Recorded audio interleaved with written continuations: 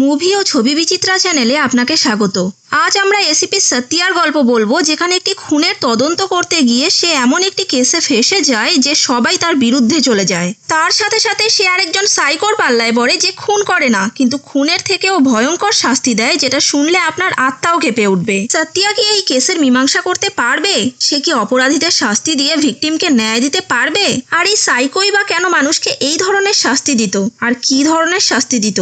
চলুন তাহলে দেখে নেওয়া যাক। মুভির শুরুতেই আমরা সত্যাকে দেখতে পাই। সে সিভিল ড্রেসে একটি লোকাল ট্রেনে করে যাচ্ছিল।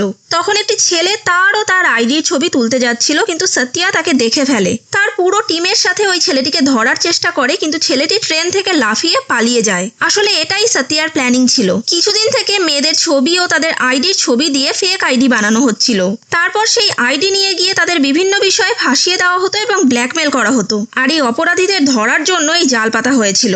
ছেলেটি পালিয়ে যেতেই সত্যা তার হ্যাকার টিমকে ফোন করে শহরের সমস্ত সিসিটিভি ক্যামেরাগুলিকে হ্যাক করতে বলে দেয়, যাতে তারা ছেলেটির পিছু করে তার ডেরায় পৌঁছতে পারে। যা ভেবেছিল তাই হলো। ছেলেটি দৌড়ে গিয়ে তার ডেরায় ঢুকে যায়, আর অমনি পুরো পুলিশ টিম সেই ডেরায় এসে সবাইকে অ্যারেস্ট করে নেয়। এখানে একটি গুন্ডা তাকে ভয় দেখানোর চেষ্টা করে, কিন্তু সে ভয় তো পাই না, উল্টে তার লুঙ্গি খুলে রাস্তা দিয়ে নিয়ে যায়। তারপর সে মিডিয়ার সামনে এসে দেশের সকল মহিলাদের সি টিম নামে একটি অ্যাপ ব্যবহার করতে বলে, যেটা তার টিম তৈরি করেছিল। এই অ্যাপের মাধ্যমে মেয়েরা কোনো সমস্যায় পড়লেই সেই জায়গায় পুলিশকে সে ডাকতে পারবে। আর দেখতে দেখতেই দেশের বেশিরভাগ মহিলাই এই অ্যাপ ব্যবহার করতে শুরু করে দেয়। পরের সিনে আমরা দেখতে পাই অমর আর সত্যার বিয়ে। সে যখন গাড়িতে করে বিয়ে করতে যাচ্ছিল, তখনই থানা থেকে ওয়্যারলেসে কিছু খবর আসে, আর সাথে সাথে সে সেখান থেকে চলে যায়। থানায় গিয়ে দুজন অপরাধীকে ভালো করে ধোলাই করে। তারপর যখন সে আবার বিয়ের জন্য বের হয়, তখন সেখানে হাসিনা নামে একটি মেয়েকে দেখতে পায়, যে কমপ্লেইন লেখাতে এসেছিল তার স্বামীর বিরুদ্ধে। সে জানায় যদু নামে একজনের সাথে সে পালিয়ে বিয়ে করেছিল, কিন্তু যদু এখন রোজ কোনো না কোনো মেয়েকে নিয়ে আসে এবং তার সামনেই মজা করে। এজন্য সে যদুকে ডিভোর্স দিতে চায়, কিন্তু যদু কিছুতেই তাকে ডিভোর্স দেবে না। সত্যা হাসিনার শরীরে অনেক আঘাতের চিহ্ন দেখতে পায়। এরপরেই সত্যা যদুকে ফোন করে বলে, এরপর যদি কোনোদিনও তুমি হাসিনাকে অত্যাচার করো তাহলে সোজা তোমাকে জেলে ভরে দেব। যেটা শুনে যদু খুব ক্ষেপে যায়। সত্যা হাসিনাকে তার নাম্বার দিয়ে বলে, কোনো সমস্যায় পড়লে সোজাসুজি আমার নাম্বারে ফোন করবে, আমি তৎক্ষণাৎ তোমার কাছে পৌঁছে যাব। এখান থেকে সত্যা সোজা তার বিয়েতে চলে যায়। কিন্তু যতক্ষণে সে তার বিয়েতে এসে পৌঁছায়, ততক্ষণে সমস্ত গেস্ট চলে গিয়েছে। তার হবু বর অমর প্রায় একাই বসে আছে।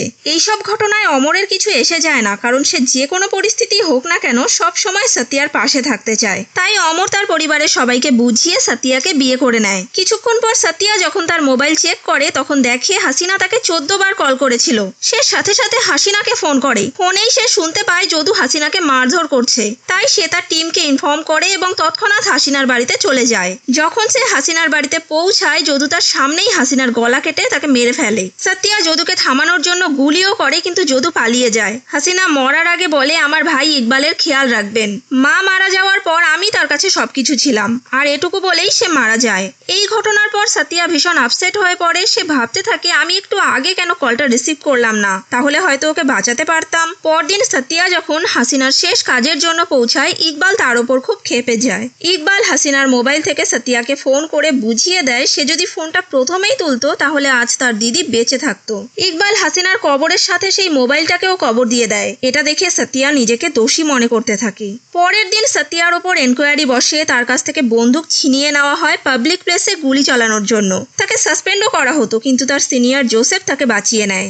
এরপর থেকেই সত্যা যদুকে খুঁজতে শুরু করে দেয় এবং তার সাথে সাথে ইকবালকেও ভরসা জোগাতে থাকে যে তার দিদির খুনিকে সে শাস্তি দিবেই। কিন্তু সত্যার ওপর ইকবালের বিশ্বাস সম্পূর্ণ নষ্ট হয়ে গেছে। সে বিশ্বাসই করতে চায় না কোনোদিনও তার দিদি আইনের মাধ্যমে সঠিক বিচার পাবে। সত্যা নিজেকে এই কেসে এতটা জড়িয়ে ফেলে যে সে তার ফ্যামিলির দিকেই খেয়াল রাখতে পারে না। তাদের বিয়ের অনেক দিন হয়ে যাওয়ার পরও তাদের কোনো সন্তান হচ্ছিল না। এই নিয়ে ডাক্তার বলে সত্যা অ্যাংজাইটিতে ভুগছে, তাই এরকম হচ্ছে। এখন তার উচিত সবকিছু ছেড়ে দিয়ে বিশ্রাম নেওয়া। পরের দিন জোসেফ সত্যাকে সি টিম থেকে সরিয়ে দিয়ে ক্রাইম টিমে সামিল করে দেয়। আর এই জন্যই তার হাত থেকে হাসিনার কেসটিও চলে যায়। কিন্তু সে এই কেসটা কিছুতেই ছাড়তে চায় না। তাই সে তার এক আন্ডারকভার পুলিশ অফিসার বন্ধু রাজুর সাথে মিলে যদুর খোঁজ করতে শুরু করে। আর খুঁজতে খুঁজতে তারা সেই মেয়েটির কাছে পৌঁছে যায়, যার সাথে যদুর আগের থেকে সম্পর্ক ছিল। সেই মেয়েটির কাছে জানা যায় যদু একটি চিটার, সে তাকেও চিট করেছে। যদু এরকম অনেক মেয়ের সাথেই চিট করেছে। এর মধ্যেই একদিন ইকবালের বাবা তাকে ফোন করে বলে, ইকবালকে গতকাল থেকে খুঁজে পাওয়া যাচ্ছে না। এই কেসটা প্রসাদ নামে একজন অফিসারের কাছে ছিল। তারপরেও সত্যিয়া এই কেসটাকে নিজে হ্যান্ডেল করতে চায়, কিন্তু ডিসিপি আনন্দ রাও তাকে বলে যে যেভাবে প্রোটোকল তৈরি করা হয়েছে সেটাকেই ফলো করো, অন্যের কেস তোমাকে নিতে হবে না। তারপরেও সত্যিয়া এই কেসে আলাদা করে কাজ করতে শুরু করে দেয়, কারণ সে হাসিনাকে বাঁচাতে পারেনি। আর এখন যদি ইকবালের কিছু হয়ে যায় তাহলে সে নিজেকে কোনোদিনও ক্ষমা করতে পারবে না। এরপরেই সত্যিয়া ইকবালের কলেজে চলে আসে। সেখানে সিসিটিভি দেখে জানতে পারে শেষবারের মতো তাকে এই কলেজেই দেখা গেছে, কিন্তু প্রক্সি বলে সিসিটিভি ফুটেজে কিছু গন্ডগোল রয়েছে। তাই তারা আশেপাশে সিসিটিভি ফুটেজ দেখতে শুরু করে। সেই ফুটেজে দেখা যায় একটি BMW গাড়ি সেখানে ছিল, যে গাড়িটা ছিল এমপির ছেলে ঋষির, কিন্তু কলেজের ফুটেজ থেকে এই গাড়িটার ফুটেজকে কেটে বাদ দেওয়া হয়েছে। সত্যিয়া ঋষির সাথে কথা বলতে চায়, কিন্তু সরাসরি সে তার সাথে কথা বলতে পারবে না। তাই সে তার বিরুদ্ধে প্রমাণ জোগাড় করতে থাকে যাতে তাকে রিমান্ডে নেওয়া যায়। এরপর সত্যিয়া ইকবালের বাড়িতে আসে, যেখানে তার ছোটবেলার বান্ধবী দিব্যার সাথে তার দেখা হয়। সে তাকে বলে, আমি জানি তুমি ইকবালের খুব ভালো বান্ধবী, কিন্তু এটা জানতে চাই যে ঋষির সাথে তোমার কি সম্পর্ক, কারণ তুমি যখন ইকবালের বাবার সাথে তার মিসিং কমপ্লেন লেখাতে এসেছিলে তখন তোমার সাথে ঋষিও ছিল। দিব্যা বলে, আমিও ইকবাল মেডিকেল স্টুডেন্ট এবং আমরা খুব ভালো বন্ধু। ইকবাল পড়াশোনায় যতটা ভালো ছিল, ঝগড়াঝাটি বা মারপিটে সে ততটাই খারাপ ছিল, এমনকি সে নিজের জন্য প্রতিবাদও করতে পারতো না। আর ঋষির সাথে আমার সম্পর্ক শুরু হয় যখন সে আমাদের কলেজে ব্লাড ডোনেট করতে আসে। তখন থেকেই সে আমার খুব ভালো বন্ধু হয়। পরবর্তীতে আমরা রিলেশনে জড়িয়ে পড়ি। একদিন আমাদের কলেজের রমেশ নামে একটি ছেলে আমাকে ডিস্টার্ব করছিল। ইকবাল তাকে এরকম করতে বাধা দেয়, কিন্তু সে তাকে পাত্তা না দিয়ে আমার হাত ধরে। এটা দেখে ঋষি রমেশকে তো মারেই, সাথে ইকবালকেও মারে, কারণ সে দিব্যার সাথে ছিল। তারপরও তার সামনে রমেশ কি করে আমার হাত ধরলো এই নিয়ে। এটা শোনার পর সত্যিয়ার সন্দেহ হতে শুরু করে ঋষি হয়তো ইকবালকে কিডন্যাপ করেছে, যাতে দিব্যা ও তার মাঝখানে কোনো বাধা না থাকে। এরপর সত্যিয়া ঋষির অফিসে চলে যায়। সেখানে সে জানতে পারে ঋষি একটি গেম কোম্পানির মালিক। সে এমন একটি গেম তৈরি করেছে যেখানে যে কোনো দুইজন তার নিজের ইচ্ছা মতো আইডি তৈরি করে খেলতে পারবে। তার মানে এই গেমে দুজন প্লেয়ার একজন আরেকজনের সম্বন্ধে কিছু জানতে পারবে না, এমনকি অপর পাশের ব্যক্তিটি ছেলে না মেয়ে সেটাও জানা যাবে না। সত্যিয়া এনকোয়ারি করে জানতে পারে ঋষি সব থেকে বেশি নেহা নামের কারোর সাথে গেম খেলেছে, এবং নেহার সাথে সাথে বিজয় নামের আরেকজনের সাথে সে অনেক চ্যাটিংও করেছে। এই চ্যাটিং এর মধ্যে ঋষি একটি ভয়েস রেকর্ডিংও পাঠিয়েছিল। সেই রেকর্ডিং এ ঋষিকে বলতে শোনা যায়, তুমি যেখানে বলেছিলে আমি ইকবালকে সেখানেই ছেড়ে দিয়েছি এবং আমি সেখান থেকে চলে এসেছি, এখন তুমি ঠিক করো তুমি ওর সাথে কি করবে। এটা শুনে সত্যিয়া শিওর হয়ে যায় যে ঋষি ইকবালকে কিডন্যাপ করেছে, আর তাই সে ঋষিকে টানতে টানতে পুলিশ স্টেশনে নিয়ে আসে। এই সময় এমপি ও ডিসিপি আনন্দ তাকে বাধা দেয়, কারণ আনন্দ এই এমপির হয়ে কাজ করত। তখন জোসেফ আনন্দকে ফোন করে বলে, আমি ইকবালের কেসটা সত্যিয়াকে দিয়েছি, তুমি ওকে কোনো রকম বাধা দেবে না, ওকে ওর কাজ করতে দাও। থানায় নিয়ে আসার পর সত্যিয়া খুব রাগের সাথে ঋষিকে জিজ্ঞাসাবাদ করতে থাকে। ভয় পেয়ে ঋষি সব সত্যি কথা বলে দেয়। সে বলে, বিজয় নামের কোনো একজন একদিন হঠাৎ করে আমার গেমে এন্টার হয়। বিজয় নিজেকে অ্যান্টি টেরোরিস্ট টিমের সদস্য বলে পরিচয় দেয়, মানে সে এমন একটা ডিপার্টমেন্টে কাজ করে যার কাজই হলো টেরোরিস্টদের ধরা। সে বলে নেহা একজন টেরোরিস্ট এবং সে জানুয়ারিতে অনেক বড় একটা কিছু করতে চলেছে, আর তুমি হানি ট্র্যাপে ফেসে গেছো। তাকে ধরার জন্য বিজয় আমার কাছ থেকে নেহার সমস্ত চ্যাট ডিটেলস নিয়ে নেয়। সে আরো বলে, আমি জানতে পেরেছিলাম নেহা আক্তার নামে কোনো একজনের সাথে অনেক কথা বলে এবং সে আক্তারের সঙ্গে দেখা করতে যাচ্ছে, তাই আমি লুকিয়ে লুকিয়ে সেই জায়গায় পৌঁছাই। সেখানে গিয়ে আমি ইকবালকে দেখতে পাই। তারপর আমি আরেকটু খোঁজ খবর করে বুঝতে পারি আক্তারই ইকবাল এবং সে টেরোরিস্ট অ্যাক্টিভিটির সঙ্গে যুক্ত রয়েছে। তারা যেদিন বড় কিছু একটা ঘটাতে চাইছে সেই দিনই আমার বাবার একটা র্যালি ছিল, আর ইকবাল সেই র্যালিতেই বোম ব্লাস্ট করতে চাইছিল। তাই আমি ইকবালকে অজ্ঞান করে বিজয়ের কথা মতো জঙ্গলের একটি জায়গায় ছেড়ে দেই। সেখানে ইকবালের হঠাৎ করে জ্ঞান ফিরে আসলে আমি তাকে ধাক্কা দিয়ে সেখান থেকে পালিয়ে আসি। এরপর সত্যিয়া জঙ্গলের সেই জায়গায় চলে আসে যেখানে ঋষি ইকবালকে রেখে পালিয়ে গিয়েছিল। এখানে ইকবালকে খুব খারাপভাবে আহত অবস্থায় পাওয়া যায়। আসলে ঋষি যখন তাকে ধাক্কা দিয়ে পালিয়ে যাচ্ছিল তখন ইকবালের পা পিছলে যায় ও একটি ডাল তার পেটের ভেতরে ঢুকে যায়। সত্যিয়া তাড়াতাড়ি করে একটি অ্যাম্বুলেন্স ডেকে এনে ইকবালকে হসপিটালে পাঠিয়ে দেয়। ইকবাল প্রাণে বাঁচলেও সে কোমায় চলে যায়। ইকবালকে যখন অ্যাম্বুলেন্সে তোলা হচ্ছিল তখন তার কাছ থেকে হাসিনার সেই লকেটটি পাওয়া যায় যেটা নিয়ে যদু পালিয়ে গিয়েছিল। সত্যিয়া ভাবতে থাকে এই সব কিছুর পেছনে যদুই রয়েছে, কারণ সে তাকে চ্যালেঞ্জ করেছিল সে কোনোদিনই যদুকে ধরতে পারবে না। ঋষি এই কেসে খুব ভালোভাবে ফেসে গিয়েছিল, আর সেটা নিয়ে এমপি ও আনন্দ খুব চিন্তিত ছিল, কারণ ডিসিপি আনন্দ তাকে কোনোভাবেই বাঁচাতে পারবে না। আর এটা শোনার পর ঋষি বাড়ি থেকে পালিয়ে যায়, তাকে কোথাও আর খুঁজে পাওয়া যায় না। আর এদিকে এমপি প্রেসার দিয়ে জোসেফকে 3 দিনের মধ্যে রিটায়ার করতে বাধ্য করায়। সত্যিয়া অনেক কষ্টে জোসেফের সঙ্গে দেখা করে। সে তাকে বলে, তোমাকে 3 দিনের মধ্যেই কেসটা সলভ করতে হবে, না হলে আমি রিটায়ার হওয়ার সাথে সাথেই এই কেস তোমার হাত থেকে চলে যাবে। পরের দিন সত্যিয়া নেহা, ইকবাল ও বিজয়ের সম্বন্ধে ইনফরমেশন জোগাড় করতে থাকে। জানা যায় বিজয় কোনো ইন্টেলিজেন্স অফিসার নয়, সে যুবক যুবতীদের ব্রেন ওয়াশ করে তাদের আতঙ্কবাদী তৈরি করে। তার আসল নাম আক্তার, আর আক্তারের পেছনে অন্য একটি পুলিশ টিম বহুদিন ধরেই লেগেছিল। ইকবালের ল্যাপটপ, মোবাইল সবকিছু চেক করে কোনো রকম টেরোরিস্ট অ্যাক্টিভিটি পাওয়া যায় না। আর বিজয় ও নেহার প্রোফাইল দুটি ফেক প্রোফাইল, যেটা শুধুমাত্র গেম খেলার জন্যই বানানো হয়েছিল। সুতরাং তার কাছে একটাই মাত্র অপশন রয়েছে আক্তার। সত্যিয়া তাই আক্তারকে ধরার জন্য প্রস্টিটিউটের বেশ ধরে সেই এলাকায় যায় যেখানে তাকে পাওয়া যেতে পারে। আর কাজও হয় তার প্ল্যান মোতাবেক, মানে আক্তার তাকে নিজের বাড়িতে নিয়ে আসে। সত্যিয়া আক্তারের বাড়িতে অনেক ডকুমেন্টস পায়, যেখানে ইকবালের ডকুমেন্টসও ছিল।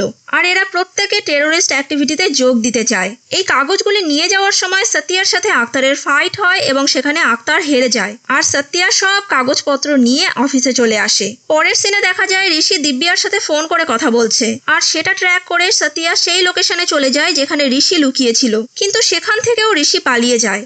এরপরে সত্যিয়া ইকবালের বাড়িতে চলে আসে। সে সেখানে একটি ছবি দেখতে পায়, যেই ছবিতে বিজয় ওরফে আক্তারও ছিল।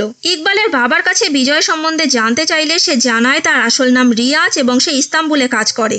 রিয়াজ হাসিনাকে সেখানে নিয়ে যেতে চেয়েছিল, কিন্তু তার বাবা রাজি হয়নি, কারণ সে শুনেছিল সেই জায়গায় মেয়েদের দিয়ে খারাপ কাজ করানো হয়। সত্যিয়া রিয়াজকে অ্যারেস্ট করলে সে বলে, আমি কোনোদিনই এই গেম খেলিনি এবং আমি জানিও না কে আমার আইডি বানিয়ে এই গেম খেলছে। সত্যিয়া বুঝে যায় কেউ রয়েছে যে আড়াল থেকে রিয়াজের সত্যতা তুলে ধরতে চায়, তাই তাকে বিজয় সাজিয়ে গেমে কথা বলে যাচ্ছিল। কিন্তু রিয়াজের বিরুদ্ধে সেরকম কোনো প্রমাণ না থাকায় তাকে ছেড়ে দিতে হয়।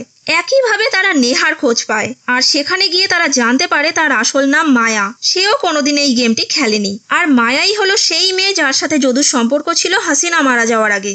তার মানে যেখান থেকে এনকোয়ারি শুরু হয়েছিল আবার সেখানেই এসে থেমে গেল। তাহলে আসল অপরাধী কে? তার কোনো কিনারাই হলো না। যাই হোক, সত্যিয়া রিয়াজ ও নেহার পেছনে আন্ডারকভার পুলিশ অফিসারদের লাগিয়ে দেয় তাদের অ্যাক্টিভিটি দেখার জন্য। অপরদিকে ঋষি আর দিব্যা সেই ব্যক্তির কাছে পৌঁছায় যে তাকে ইকবালকে অজ্ঞান করার জন্য ইঞ্জেকশনটি দিয়েছিল। সে জানায় একজন মাস্ক পরা ব্যক্তি তাকে টাকা দিয়ে এই কাজটি করতে বলে। সে তো এটাও জানে না যে এই ইঞ্জেকশনটা কিসের ছিল।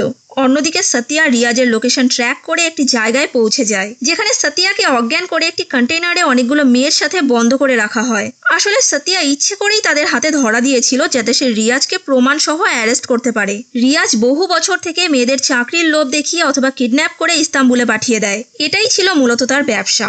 যাই হোক, সত্যিয়া সমস্ত মেয়েদের ওড়না নিয়ে কন্টেইনারের লক খুলে বাইরে বেরিয়ে আসে এবং সি অ্যাপের মাধ্যমে তার টিমকে খবর দিতে চায়, কিন্তু দুর্ভাগ্যবশত তার মোবাইলে কোনো নেটওয়ার্ক ছিল না। সত্যিয়া ও রিয়াজের টিমের মধ্যে মারপিট শুরু হয়ে যায়। যখন সে মার খেতে খেতে প্রায় অজ্ঞান হয়ে যাচ্ছিল, তখন অন্য একটি মেয়ে সত্যিয়ার মোবাইল নিয়ে দূরে দৌড়ে চলে যায় এবং মোবাইল নেটওয়ার্ক আসার সাথে সাথে সি অ্যাপের মাধ্যমে পুলিশ ডাকে। রিয়াজের পুরো টিম পুলিশের কাছে ধরা পড়ে যায়। এরপর সত্যিয়া যখন বাড়িতে আসে তখন অমর বলে, গতকাল আমাদের অ্যানিভার্সারি ছিল আর তুমি পুরো 2 দিন পর বাড়িতে ফিরলে।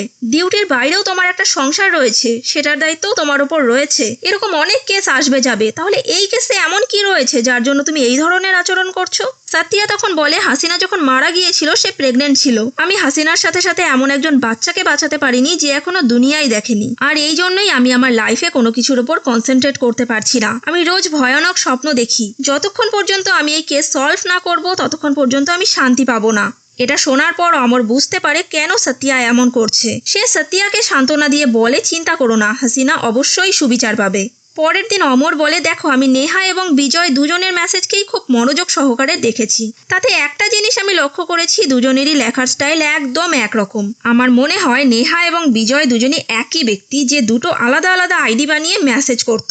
আর এটা শোনার পর সত্যিয়া যেন আকাশ থেকে পড়ে। পরের সিনে দেখা যায় সেই আন্ডারকভার পুলিশ অফিসার রাজু সত্যিয়াকে ফোন করে বলছে, আমি জানতে পেরেছি যদু কোথায় রয়েছে। সত্যিয়া তৎক্ষণাৎ রাজুর বলা জায়গায় পৌঁছে যায়। সেখানে রাজু তাকে একটি বন্দুক দেয়। তারা যখন সেই বাড়ির ভেতরে ঢোকে তখন তারা দেখতে পায় একটি অসুস্থ অর্ধমৃত লোক বিছানায় শুয়ে রয়েছে। রাজু বলে যদু আবার পালিয়ে গেল, কিন্তু সত্যিয়া একটু ভালো করে দেখে বলে পালায়নি, এই লোকটাই যদু। যদুর গায়ে সেই গুলির চিহ্নগুলো দেখতে পায় যেটা পালিয়ে যাওয়ার সময় তার গায়ে লেগেছিল। এখানে দেখা যায় যদুর পুরো শরীর অদ্ভুত এক অচেনা রোগের জন্য একটু একটু করে পচন ধরে নষ্ট হয়ে যাচ্ছে। এই বাড়িতে যদুর প্রথম স্ত্রীও থাকতো। প্রথম বিয়ের পরই সে শহরে চলে যায় এবং বিভিন্ন জায়গায় বিভিন্ন জনের সাথে চিট করতে থাকে। তার স্ত্রী বলে 1 বছর আগে হঠাৎ করে তার এই অসুখটি হয়, তারপর থেকেই একজন ডাক্তার এসে যদুর চিকিৎসা করে যায়। তখন সত্যিয়ার রমেশের কথা মনে পড়ে যায়। সে কলেজে দিব্যার হাত ধরেছিল, তারও এরকম অসুখ হয়েছে। তখন সত্যা অমরকে ফোন করে নেহা ও ঋষির চ্যাট লক্ষ্য করতে বলে এবং দেখতে বলে সেখানে এল অ্যালফাবেটটি আছে কিনা, কারণ সে ইকবালের বাড়িতে যে কম্পিউটারটি দেখেছিল তাতে এল অ্যালফাবেটটি নষ্ট হয়ে গিয়েছিল। ফোনের অপর দিক থেকে অমর জানায় এখানে এল অ্যালফাবেটের বদলে আই ব্যবহার করা হয়েছে, অর্থাৎ এল অ্যালফাবেটটি নেই। তার মানে ইকবালই ডাক্তার হিসাবে এসে যদুকে কোনো ভয়ঙ্কর কেমিক্যাল ইনজেক্ট করে যাচ্ছিল, যার জন্য যদুর এই অবস্থা হয়েছে। আরও কনফার্ম হওয়ার জন্য যদুর স্ত্রীকে ইকবালের ছবি দেখিয়ে বলে যে ডাক্তার আসে সে ইনি কিনা।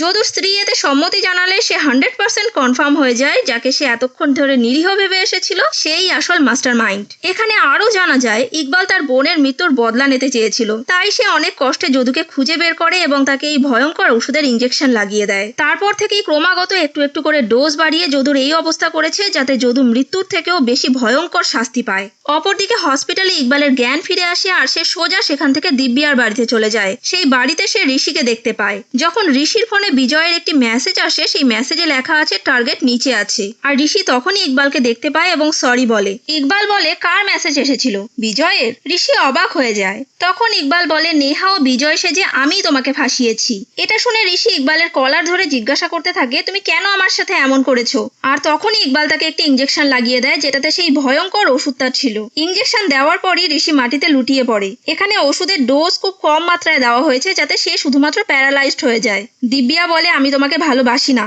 উত্তরে ইকবাল বলে আমিও তোমাকে ভালোবাসি না, কিন্তু তোমাকে আমার নিজের ফ্যামিলি ভাবি আর আমি চাই তুমি যেন খুশিতে থাকো, ভালো থাকো। তোমার মনে আছে যদু আমার দিদির সাথে কি করতো? তাকে মারতো, গালি দিত আর দিদি সব মুখ বুঝে সহ্য করতো। যেদিন রমেশ তোমার হাত ধরেছিল সেদিন ঋষি তোমাকে অনেক বকাবকি করেছে। তখন আমি ঋষির মধ্যে যদুকে দেখেছিলাম আর আমি চাই না তোমার অবস্থাও দিদির মতো হোক। আর এই জন্যই আমি তোমাকে ওর থেকে দূরে সরানোর জন্য নেহা সেজে মেসেজ করেছিলাম আর নিজেকে আতঙ্কবাদী সংগঠনের সঙ্গে যুক্ত হবার কথা বলি যাতে সবাই অতি সহজেই এই ঘটনাটি বিশ্বাস করে নেয় এবং আমিও এতে কোনোভাবে না ফাঁসি। ঋষি তো আমাকে জঙ্গলে ছেড়ে দিতে চেয়েছিল কিন্তু আমি পা পিছলে আহত হয়ে যাই। তাতে অবশ্য উল্টে আমার ভালোই হয়েছে কারণ ওর ওপর অ্যাটেম্পট টু মার্ডারের কেস লেগে গেছে। আমি ভাবছিলাম এই ঘটনার পর তুমি ঋষির থেকে অনেক দূরে সরে যাবে, কিন্তু উল্টে তুমি আরো বেশি করে ঋষির কাছে চলে গেলে। এই জন্যই আমি ওর অবস্থা রমেশ ও যদুর মতন করে দেব। যখন ইকবাল ঋষিকে ফাইনাল ইনজেকশন লাগাতে যাবে তখন সেখানে সতিয়া চলে আসে এবং বলে আমি তোমার সম্বন্ধে সবকিছু জেনে গেছি। আমি জানি তুমি দিব্যাকে ঋষির কাছ থেকে দূরে সরানোর জন্য তাকে ফাঁসিয়েছো। তুমি রিয়াজকে বিজয় বানিয়েছিলে যাতে পুলিশ রিয়াজ সম্বন্ধে সত্যি কথা জানতে পারে। আমি জানি রিয়াজ হাসিনাকে ইস্তাম্বুলে বেচে দিতে চেয়েছিল বলে তুমি রিয়াজকে ফাঁসিয়েছিলে, আর রিয়াজকে খুঁজতে খুঁজতে তুমি মায়াকে পেয়েছিলে। তাই তুমি মায়ার চেহারা ব্যবহার করেছিলে যাতে যদুর কথা সবাই জানতে পারে। মায়ার মতন কোনো মেয়ের সাথে আর কেউ কোনোদিনও যেন চিট না করতে পারে। তুমি এদের শাস্তি দিয়েছো, ঠিক করেছো, কিন্তু তুমি যে পদ্ধতি অবলম্বন করেছো সেটা ভুল। তুমি চুপচাপ ইনজেকশনটা ফেলে দাও। তাছাড়া তুমি বোধহয় এটা জানো না হাসিনা মারা যাওয়ার আগে প্রেগনেন্ট ছিল, আর এখানে যদি হাসিনা থাকতো সেও আমার মতন তোমাকে একই কথা বলতো। এটা শোনার পর ইকবাল ভেঙে পড়ে। সে সতিয়ার মধ্যে হাসিনাকে দেখতে পায়। তখন ইকবালের মনে হয় সতিয়া ঠিকই বলছে এবং সে সারেন্ডার করে দেয়। মুভির শেষে দেখা যায় ঋষি সুস্থ হয়ে উঠেছে এবং ইকবাল জেলে চলে গেছে। দেখা যায় যে সতিয়া প্রেগনেন্ট এবং সে অমরকেও টাইম দেওয়া শুরু করেছে। এখন সে আর কোনো ভয়ের স্বপ্ন দেখে না। গল্পটি কেমন লাগলো তা কমেন্ট করে অথবা লাইক ডিসলাইক দিয়ে আমাদের জানাবেন। আমাদের এই এক্সপ্লেনেশনটি আপনাদের ভালো লাগলে চ্যানেলটিকে সাবস্ক্রাইব করে দেবেন, আর আপনার যদি কোনো স্পেশাল রিকোয়েস্ট থাকে সেটা অবশ্যই কমেন্ট করে জানাবেন। ধন্যবাদ।